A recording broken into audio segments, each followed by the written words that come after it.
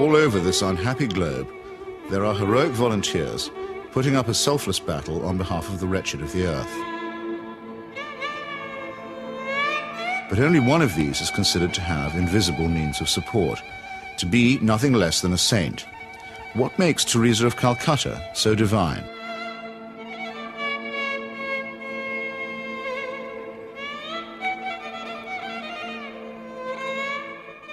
Long before Mother Teresa's helicopter touched down at about 11:20 this morning, the crowds were gathering here at Knock.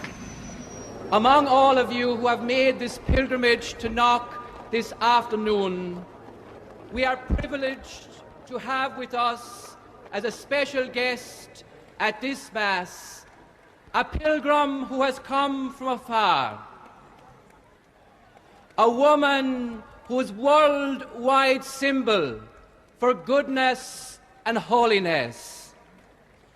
Not many claims made by the Irish clergy are widely or uncritically accepted, even in Ireland. But the saintliness of an Albanian nun named Agnes Boiaciu is a proposition that's accepted by many who are not even believers. Mother Teresa herself receives extravagant adulation as no more than her due. Of all the women in recent history, no one has captured the public imagination like Teresa of Calcutta. I'm not being facetious, and I'm certainly making no comparison when I say that no woman has made such an impact here since Our Lady herself appeared in 1879. So how did this auction of hyperbole and credulity get started? In that year of grace, 1969, the scrupulously neutral and objective British Broadcasting Corporation permitted that old fraud and mountebank Malcolm Muggeridge to pay a devotional visit to the Calcutta Shrine. Mother Teresa, after I met you in London, really the only thing I wanted to do is to come and see you in your work here. Now I've seen it. And of course it's a shining light. Himself arrogant, almost to the point of humility, Muggeridge became persuaded that he and his team had become the divinely appointed instruments of what he claimed was the first television miracle. During Something Beautiful from God, there was an episode where we were taken to a building that Mother Teresa called the House of the Dying, and Peter Schaefer, the director, said, it's very dark in here, do you think we can get anything? And we had just taken delivery at the BBC of some new film made by Kodak, which we hadn't had time to test before we left, so I said to Peter, well, let's have a go. So we shot it. And when we got back, several weeks later, a month or two later, we're sitting in the Rushes Theatre at Ealing Studios, and eventually up came the shots of the House of the Dying. And it was surprising. You could see every detail. And I said, that's amazing, that's extraordinary. And I was going to go on to say, 3 cheers for Kodak. I didn't get a chance to say that, though, because Malcolm, sitting in the front row, spun round and said, it's divine light. It's Mother Teresa. You'll find that it's divine light, old boy.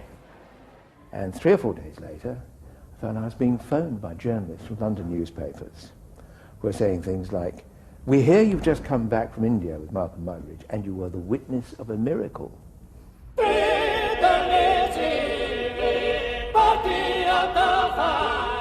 And a star was born. This profane marriage between tawdry media hype and medieval superstition gave birth to an icon which few have since had the poor taste to question. It's like you're actually seeing a living saint. Give a man a reputation as an early riser, said Mark Twain, and that man can sleep till noon. How does the reputation of Holy Mother Teresa look if, just for a moment, we switch off Malcolm Muggeridge's kindly light?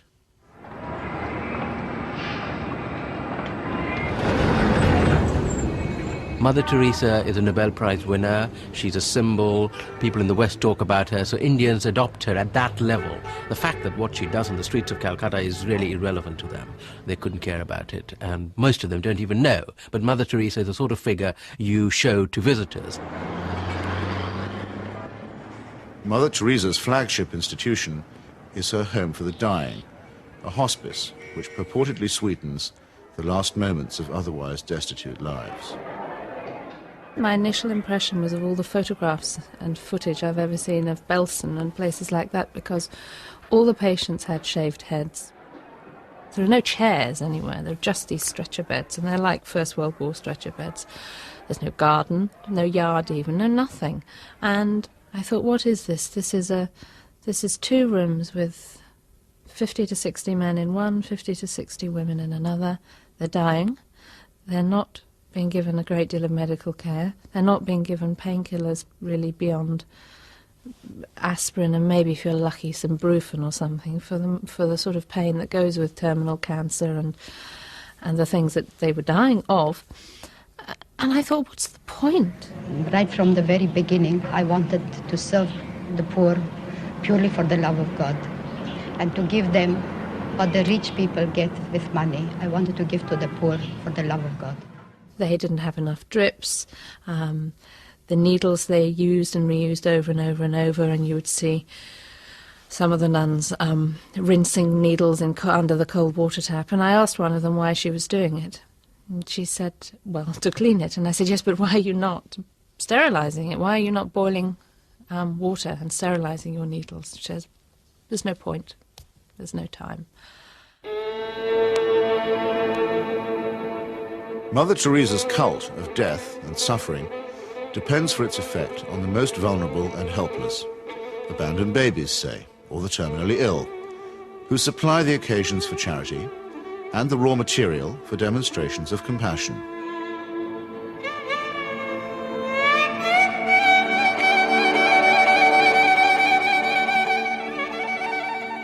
The first day I was there, when I'd finished working in the women's ward, I went and waited on the edge of the men's ward for my boyfriend, who was looking after a boy of 15 who was dying. And an American doctor told me that she had been trying to treat this boy and that he had a really relatively simple kidney complaint that had simply got worse and worse and worse because he hadn't had antibiotics, and he actually needed an operation.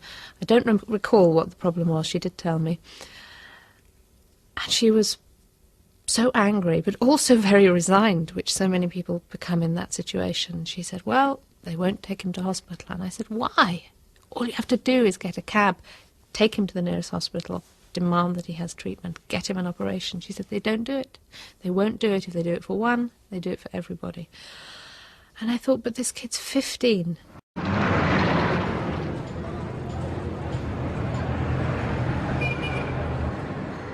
I ventured on my own pilgrimage to the Missionaries of Charity in Calcutta in early 1980. Who could fail to be touched by the work of the orphanage? Not I, though I did find myself a little put off by the mission's motto, he that loveth correction, loveth knowledge. Bit of a workhouse ring to that, perhaps.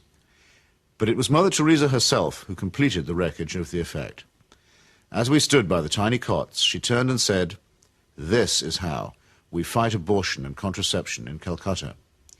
Now, it might be argued that a campaign against family planning is low on the list of Calcutta's many pressing needs. But as a leading member of the Pope's fundamentalist tendency on matters of sex and procreation, Mother Teresa has made this single issue into her global crusade. The greatest destroyer of peace today is the cry of the innocent, unborn child. If a mother can murder her own child in her own womb, what is left for you and for me to kill each other?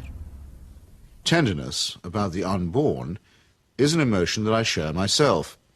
But tenderness about the unborn also becomes an overtly political matter when it's preached by a presumable virgin who also campaigns against birth control. Let us promise Our Lady, who loves Ireland so much, that we will never allow in this country a single abortion.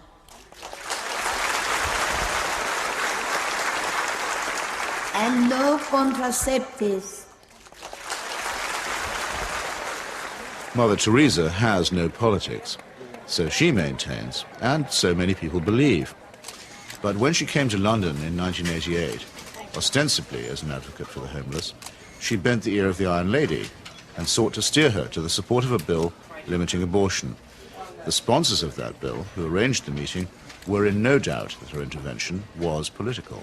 She's not a party political figure, but she's a political figure in the sense that, A, she is part of what may be called the Catholic agenda, the broader Christian right agenda, and the Catholic Church has been following what has generally been considered a hard-line approach under the present Pope.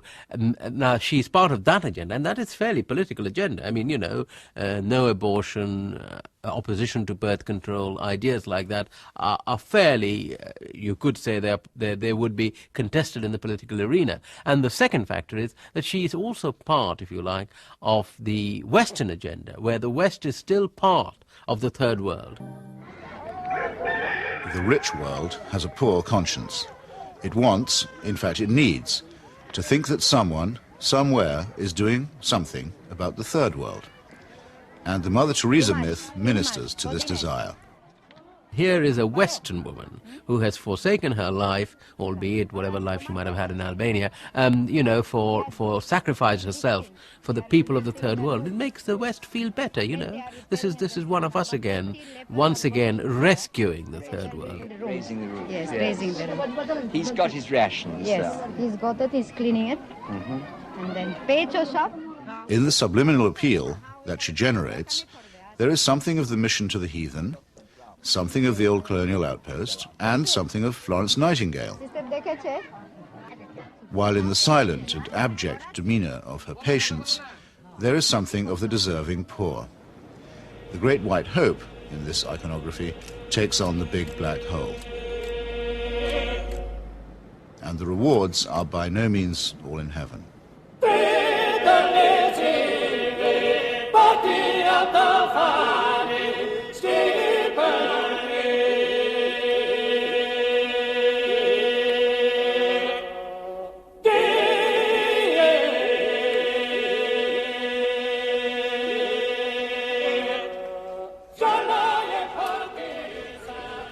For someone whose kingdom is not of this earth, Mother Teresa has an easy way with thrones, dominions, and powers. Why do the rulers of this sinful and selfish world find her so awfully congenial? Is it because she returns the compliment? She may or may not comfort the afflicted, but she has certainly never been known to afflict the comfortable. Some people see her here, posing with Ron and Nancy. In the truest sense, citizens of the world. Mother Teresa is. The very hand that bestowed the Medal of Freedom on Mother Teresa armed and paid the death squads of Central America. Accepting the award, with her customary modesty, on behalf of all the world's poor, she croaked, "I never realized that you loved the people so tenderly." I must say, I hadn't noticed that either. Reagan's proxies murdered, among many others, 4 American nuns and the Catholic Archbishop of San Salvador at the very moment that he was celebrating Mass. But, visiting the slaughterhouse states of the region during that period, Mother Teresa found nothing untoward. Everything was peaceful in the parts of the country we visited, she claimed, after touring the killing fields of Guatemala, adding for good measure, "I do not get involved in that sort of politics."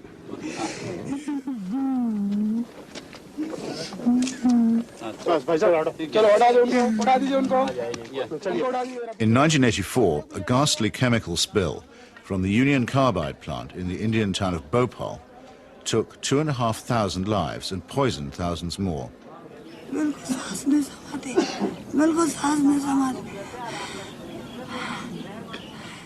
This was an act not of God, but of a negligent multinational corporation.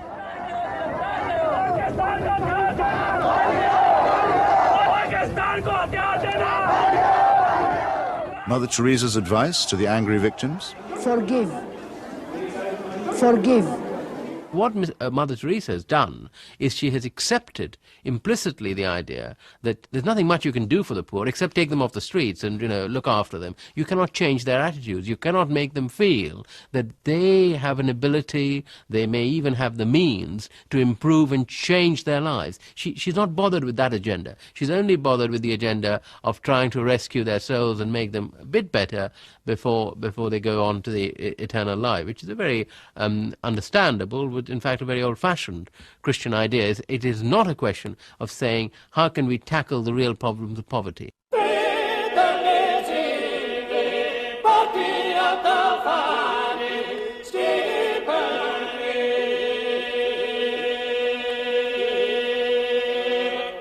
Like most people who claim to be apolitical, Mother Teresa is in practice and in theory an ally of the status quo, and when the status quo is threatened, a trusted ally of the conservative forces. This places her in bold contrast to those, even among the religious, who have rejected the fatalistic and submissive conclusions about poverty that are promulgated by Catholic traditionalists like her.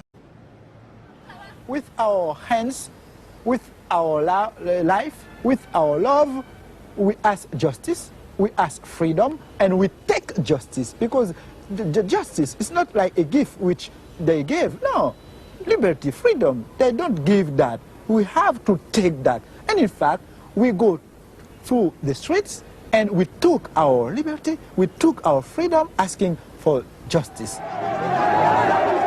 The Roman Catholic hierarchy has never forgiven Father Aristide, the legally elected president of Haiti, whom it regards as a base heretic.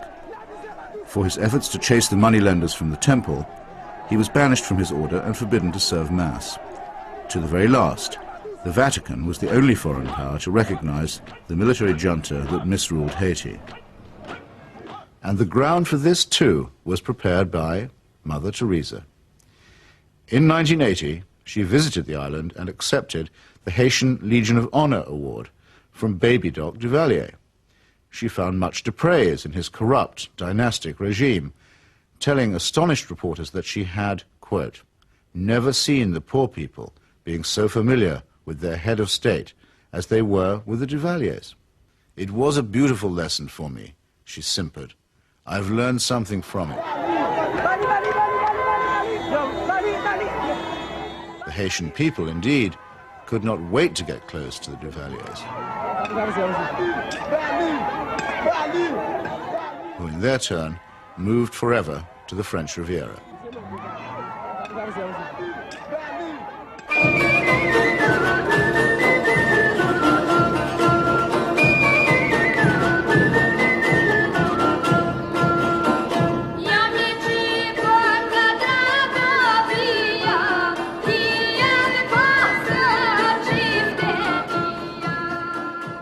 Mother Teresa admires the strength of the powerful almost as highly as she recommends the resignation of the poor. When she visited her motherland of Albania, she appeared to take seriously St. Paul's notorious assertion that the powers that be are ordained of God. The Albanian authorities had proclaimed the world's first officially atheist state. They had persecuted all forms of worship except that of their leader, Enver Hoxha. No whit abashed, Mother Teresa laid a bouquet on Hoxha's tomb.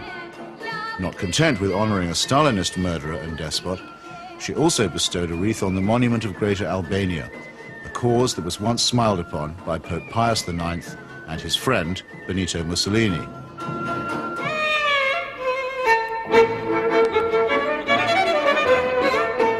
Albania is, for secular reasons, quite rich in orphans. So there was ample scope for an orphanage specialist to praise the institutions of the regime while keeping silent about its victims.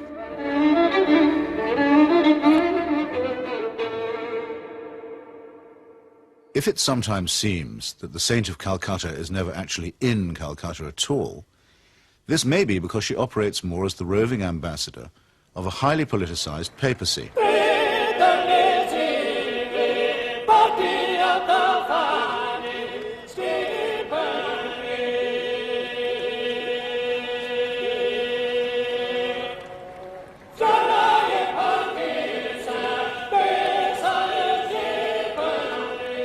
Vatican foreign policy has taken her from the shores of Lebanon, where the Roman Catholic militia perpetrated the mass murder at the Sabra and Shatila camps, to Nicaragua, where the cardinal was the patron of the Contras, to Armenia, where she helped Mother Church gain a foothold in the Soviet Union. In return, the present Pope is known to have placed her on the fast track for canonization. This is the kind of politics in which she does indeed get involved. Sometimes when I think of Mother, I wonder if I've done just right. Though I'm many miles away, I can almost hear her say, "Where's my wandering boy tonight?" Robert Maxwell's genius for self-promotion made a nice fit with Mother Teresa's talent for fundraising. It became hard to decide which of the two was using which, or was it both? In the United States, Mother Teresa accepted well over $1 million from Mr. Charles Keating, a right-wing Catholic fundamentalist and anti-pornography crusader who was also a California savings and loan tycoon.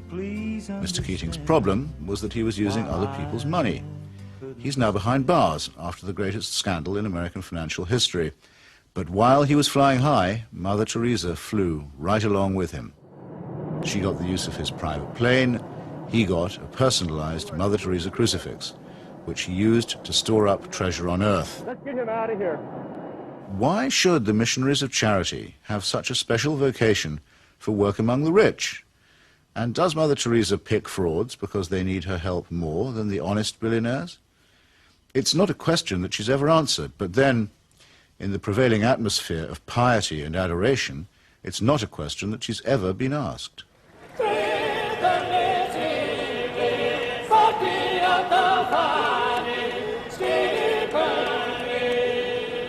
The Teresa cult is now a missionary multinational, with annual turnover in the tens of millions.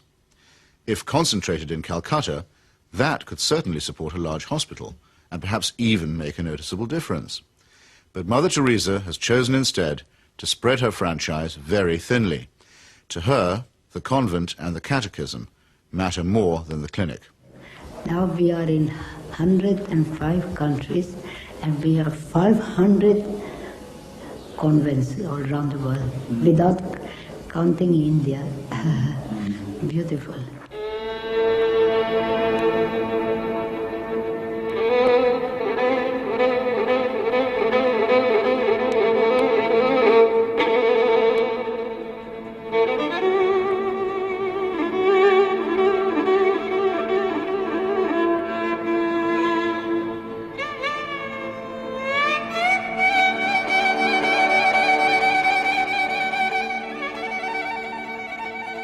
Modesty, simplicity, humility. By these canonical keywords, we are taught that we may recognize saints. Yet Mother Teresa regards herself as mandated by heaven, which is hardly modest.